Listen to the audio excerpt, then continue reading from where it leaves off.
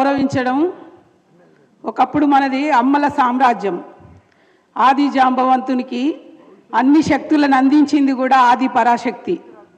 ఆది పరాశక్తి శక్తులను మరి విష్ణు బ్రహ్మ ఈశ్వరుడు ఆ డక్కలలో జాంబవ పురాణంలో చెప్తారు.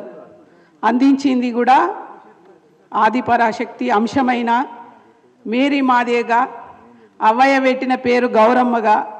నా పేరు గౌరమ్మ పుట్టుకతో వచ్చింది. గౌరమ్మ పేరు చెప్పుకోవడానికి సిగ్గుపడ్డా. ఆంధ్రప్రదేశ్ గవర్నమెంట్లో ఆంధ్రప్రదేశ్ రాష్ట్రంలో ఆంధ్రోళ్ళ సినిమాలు చూసి బడికి పోతుంటే గౌరమ్మో నీ మొగడెవరమ్మో అని పాట పాడేటోళ్ళు. అందుకని నేను గౌరమ్మ అని సిగ్గుపడ్డందుకు అవ్వయ్య మేరీ అని పెట్టిర్రు. మేరీ మంచిగా ఉంది కదా అని మేరీ పోయి మేరీ మాదిగ దండోర ఉద్యమంలోకి వచ్చినాక మేరీ మాదిగ అయినా. మందకృష్ణ మాదిగ మేరీ మాదిగ అని పెట్టుకుంటే నేనెందుకు మాదిగ అని పెట్టుకోవద్దు అని నన్ను నేనుగా మొట్టమొదటిసారిగా మేరీ మాదిగ అని ప్రకటించుకున్నా. పోరులో సగం పేరులో సగం అనే కాన్సెప్ట్ తోటి మన మాదిగ ఆడబిడ్డను పెళ్ళైన ప్రతి ఆడపిల్లకు ఆకాశంలో అరుంధతి తారని చూపిస్తారు. ఆ అరుంధతి తార ఎవరు అని అంటే డక్కలలో చెప్తారు జాంబవ పురాణంలో.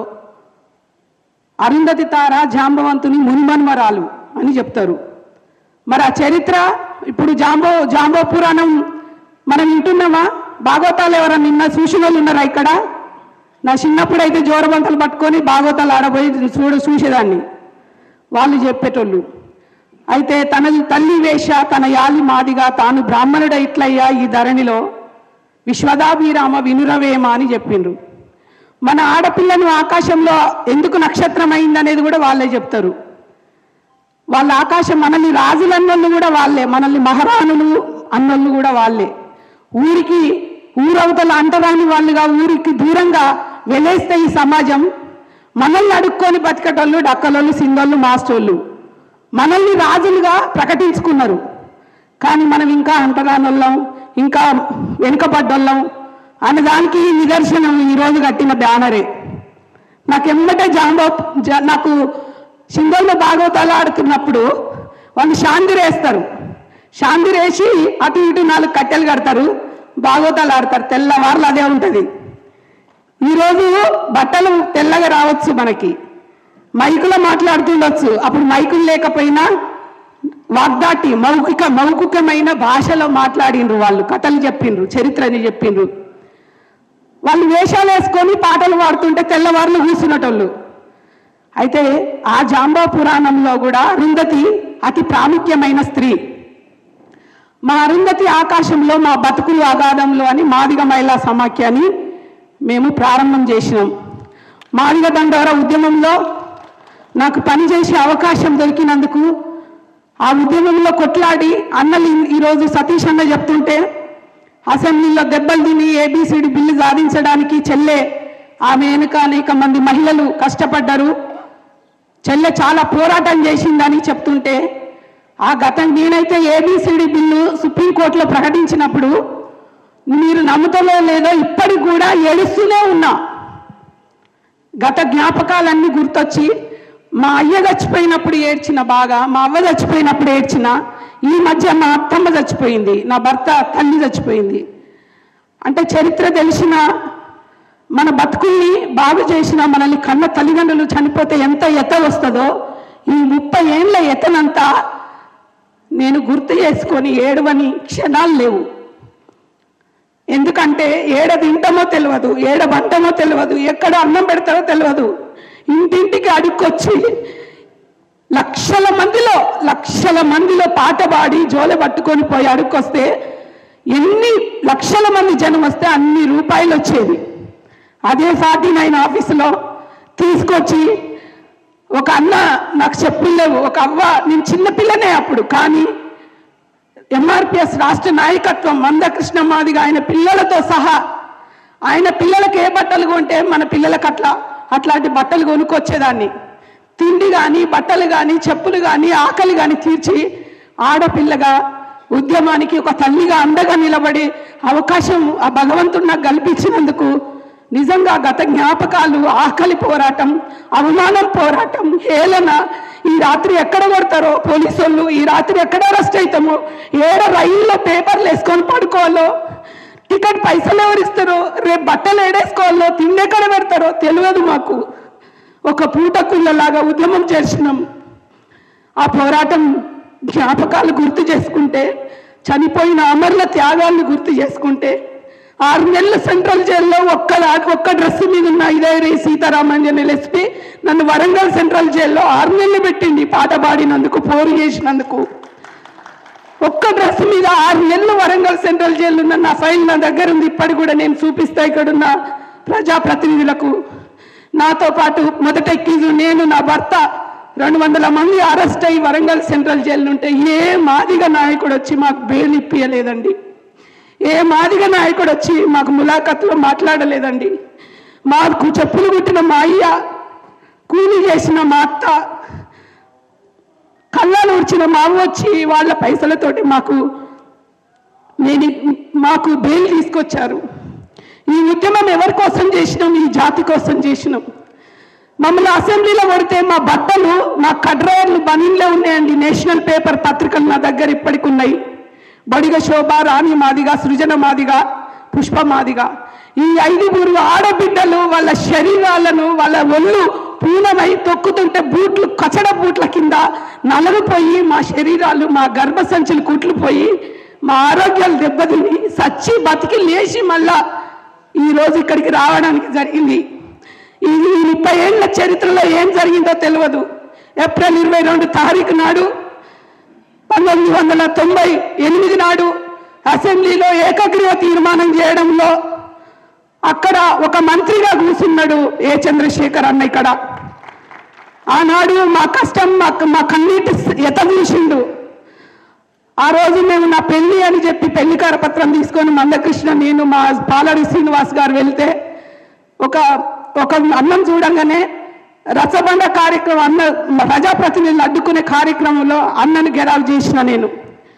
ఆ సందర్భాన్ని చూసిండు అన్న. రంగారెడ్డి జిల్లాలో మేరీతో పాటు 4 ఆడవాళ్ళని తోలితేనే ఈ ఏబిసిడి వస్తుంది కృష్ణ అని చెప్తే, అదే రోజు అసెంబ్లీ ముట్టడించడానికి 5 అనేక మంది వచ్చిర్రు, కానీ బయటనే అరెస్ట్ చేసిండ్రు. కానీ మేము మా ఇన్నర్స్లలో కరపత్రాలు దాచుకొని, కడుపుల్లో కరపత్రాలు దాచుకొని, మా ప్రజాస్వామ్యంలో ఈ అసెంబ్లీలో మాదిగ హక్కులు గుర్తించని ఈ అసెంబ్లీని మేము పేల్చేస్తాం, మేము మానవ బాంబుగా వచ్చాం, మేము మానవ ఆయుధాలుగా వచ్చినాం, జాతి కోసం చావడానికి వచ్చినామని చెప్పి నినదిస్తే ప్రభుత్వం అంతా గడగడలాడిపోయింది. ఇదే మాదిగ మంత్రులు, మా ఆడపిల్లలు వచ్చి ఈ స్వతంత్ర భారతదేశంలో మా ఆడపిల్లలు ఒళ్ళు బట్టలు చినిగిపోయాయి, అందరు 20 ఏళ్ల లోపలమే. ఈ పరిస్థితిలో మా ఆడపిల్ల జాతి బ్రతుకులు రోడ్ల మీద పడ్డాయి. వాళ్ళ శరీరాలు కనబడేటట్టు పోలీసులు కొట్టిరని అన్నలు తిరుగుబాటు చేస్తే అసెంబ్లీలో చంద్రబాబు నాయుడు ఆనాడు ఏకగ్రీవ తీర్మానం చేసిండు. ఇది ఏ వేదిక మీద కూడా మాదిగ దండోర నాయకులు చెప్పకపోవడం ఇది చాలా సిగ్గుకరమైన విషయం, అవమానకరమైన విషయం. అయినా నేనేం బాధపడతలేను. జాతి కోసం మేము అంకితమై పనిచేసాము. అమరుల తర్వాత మా త్యాగాలు చాలా గొప్పగా ఉన్నాయి. అందుకు నేను ఈరోజు గర్వపడుతున్నాను. కానీ జాతిని ఒక వ్యక్తికో అంకితం ఇవ్వడానికి లేదు. ఈ పోరాట ఫలితాలన్నీ ఊరు అడుగు నుంచి చివరి దాకా ఉన్న మాదిగ ప్రజాప్రతినిధి రాగా ప్రతి ఒక్కరు కృషి ఉంది. ఈ ఫలితాలు అందరికీ దక్కాలి. ఏ ఒక్క మేరీ మాదిగకో, ఏ ఒక్క మందకృష్ణకో, ఏ ఒక్క సతీష్ మాదిగకో, ఏ ఒక్క కృపాకర్కో, ఏ ఒక్కరికో దక్కడానికి వీల్లేదు ఇక్కడ. అందుకని ప్రతి ఒక్కరి కృషి ఉంది. మీరు ఇక్కడ కూర్చున్నోళ్ళు పెద్ద మనుషులకు మీకు అందరికీ చేతులెత్తి నమస్కరించి ఒక ఆడబిడ్డగా నేను వినమ్రంగా కోరుకున్నది ఏంటంటే, మాదిగ పోరాటాన్ని చూసి గొల్లకుర్మ అక్కల దండోలో, పూసల కేక దండోరా, మోకు దెబ్బ అనేక పోరాటాలు వచ్చినాయి. తెలంగాణ ఉద్యమం వచ్చింది. ఈ మాదిగ ఉద్యమాన్ని మార్పింగ్ చేసి తెలంగాణ సాధించుకున్నాక మాదిగల్ని నిర్వీర్యం చేసి మాదిగ జాతికి మేలు జరగకుండా ఈ తెలంగాణ ఉద్యమంలో కీలకంగా ఆనాడు ఉస్మానియా విద్యార్థి నాయకుడు పిడమర్తి రవి కానీ, మన చారుకొండ వెంకటేశ్వర్లు కానీ ఈనాడు అక్కడ కూర్చున్న ఏపూరు సోమన్న కానీ, దేవుని సతీష్ మాదిగ దండోరా జేఏసీ కానీ, ఉద్యమ జేఏసీ కానీ, రాజకీయ జేఏసీ కానీ, విద్యార్థి జేఏసీ కానీ ప్రతి దాంట్లో కీలక భాగంగా ఆనాడు కూడా నేను పనిచేశాను. నాతో పాటు ప్రతి ఒక్కరు ఇక్కడ ఉన్న వాళ్ళందరూ పనిచేశారు. మాదిగలు పోరాటమే ఒక పునాది. అమ్మ సదాలక్ష్మి ఆనాడే ఆమె చెప్పింది, మాదిగలే ఈ తెలంగాణను ఏలాలని చెప్పి మాట్లాడింది. మాదిగలకు ఒక బొమ్మరిల్లు కట్టుకుంటాం మాకు తెలంగాణ వస్తే అని చెప్పి అడిగింది. కానీ అమ్మ ఆశయాలను కూడా నెరవేర్చడానికి ఇక్కడున్న ప్రజాప్రతినిధులు ఉన్న ప్రతి ఒక్కరూ మీరు బాధ్యతగా మన మాదిగలకి ఎంపీ టికెట్ రాకపోవడం ఒక బాధాకరం. మాదిగలు మాలలు ముందుకు పోతున్నారు, కానీ మాదిగలు నిద్రపోతున్నారు. వచ్చిందని సంబరపడితే సరిపోదు, ఇప్పుడు మెలకువతో ఉండాలి.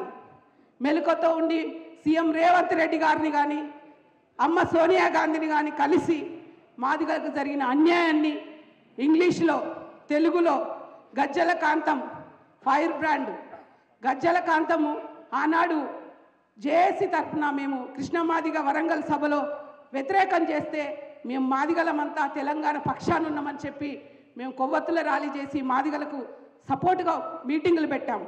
ఇప్పుడు దండోరా మాదిగ దండోరా మందకృష్ణ మాదిగ నాయకత్వం వర్దిల్లాలంటే ఆ చదువుకున్నోనికే గుండె బలిగేటట్టు ఉండేది, అట్లా గుండె దడబుట్టేటట్టు ఉండేది ఆ రాతలు. కానీ ఇప్పుడు నేను పాడిన పాట ఒక బిరుగుడు ఒక ఉప్పెనలా ఎందుకు వచ్చింది అంటే ఆ ఉద్యమం నాకు ఇచ్చిన, ఆ ఉద్యమంలో ఆ మాదిగ బాధలు ఎక్కని గడపలేదు, తిరగని ఊరు లేదు, పోని పల్లె లేదు, ఎక్కని మేము రైల్లో కూడా టికెట్ తీసుకోకపోయేది, బస్సులలో కూడా టికెట్ తీసుకోకపోయేది. మొత్తం డప్పేసుకుని ఇదే పాపిగాడు నా వెనుక ఉండేది, డప్పు కొట్టుకుంటా. పల్లెకొచ్చిన మాదిగలు ఎమ్మో తల్లి, ఊరికే మీ ఊరికొచ్చిన బిడ్డలమో ఎమ్మో తల్లి, పల్లెకు మీ ఇల్లుకు మీ గుడిసెకు మీ గూడెము వచ్చినట్టి బిడ్డలమో ఎమ్మో తల్లి. అంటే ఇల్లు విడిచినాము తల్లి, పల్లె విడిచినాము తల్లి అని మేము పాటలు కట్టుకొని కై కట్టుకొని అప్పటికప్పుడు పాడుకుంటా మేము డప్పు అందుకొని పాట పాడతా. టికెట్ అడేటోడు అటే పోయేటోడు. టీసీలకు ఏమనేది ఈ రైళ్ళని వేసింది మేమే. ఒక అన్నాడు ఇలా ఆదివారం నాడు కూడా తుణకలు పెట్టలేదు ఎంతక్క అంటారు బోధినుకుంటే. ఇప్పుడు మాది వల్ల మీటింగ్లో తుణకలు పెట్టలేదు ఎంతక్క అంటే ఏంగా తీతాం ఇదే మంచిది ఆరోగ్యానికి తినురు అని నేనన్నా. ఎందుకంటే మాది వాళ్ళకు ఎందుకంటే అప్పుడు కూరగాయలు లేవు కదా, మనకు గొడ్డును కోస్తే గారకాయలు వెళ్తాయి, ఇచ్చుర్లు వెళ్తాయి, కార్యాలు వెళ్తాయి, ఒట్టి తుణకలు వస్తాయి. ఒట్టి తుణక మనకు 10 రోజుల దాకా పండుగనే మా ఆవును కోసేది. అయితే అసలు కూరగాయలు కొనుక్కొచ్చుకుంటే తక్కువ, దప్పడం చేసేది దాన్ని గారకాయలతోటి.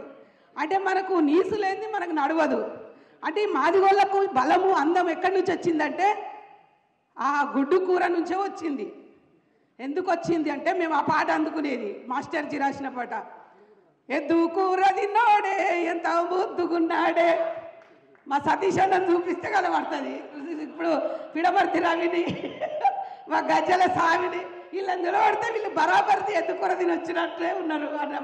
మా ఏపూరు సోమన్న ఈ పాట వెనుక కథ అంతా మతలబు గొడ్డు కూర తిన్నోలే. మేరీ మాదిగ పాటలో కూడా ఆ గోర్జం అయ్య బాగా పోసిండు.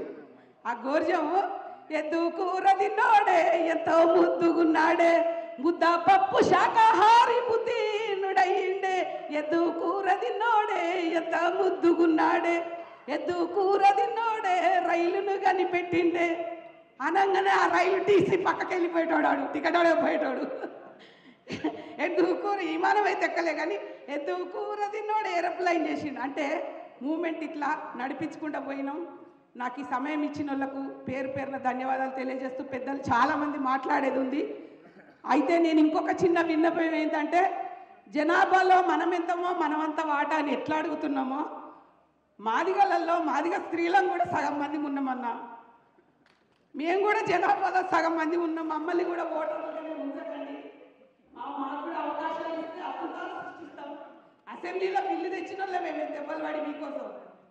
మీరే ఈ సమాజంలో అంటరానాలంటే మీ కింద అంటరానాలన్నా మేము బాంచా మేము మాదిగ స్త్రీలం. మనకంటే కింద ఉన్న డక్కలోళ్ళు, మాస్టర్లు, షిందోళ్ళు, పాటోళ్ళు, పగిడోళ్ళు ఇంకా ఉన్నారు. అందరికీ సమాన వాట జరగాలంటే మాదిగ ఉపకులాలను మీరు ఎట్లా గుర్తిస్తుండ్రో మాదిగ మహిళల్ని కూడా కింది స్థాయిలో ఇంటింటికి ఒక మాయావతి, ఇంటింటికి ఒక సావిత్రిబాయి, ఇంటింటికి ఒక పూలందేవి, ఇంటింటికి ఒక మేరీ మాదిగ వెళ్ళొచ్చు. మీలో నాయకత్వాలకి అక్క గిడ చెప్పింది జడ్పీటీసీ అట ఆమె. అట్లాంటి నాయకులను కూడా మీరు గుర్తించి ముందుకు తీసుకురావాలని కోరుకుంటూ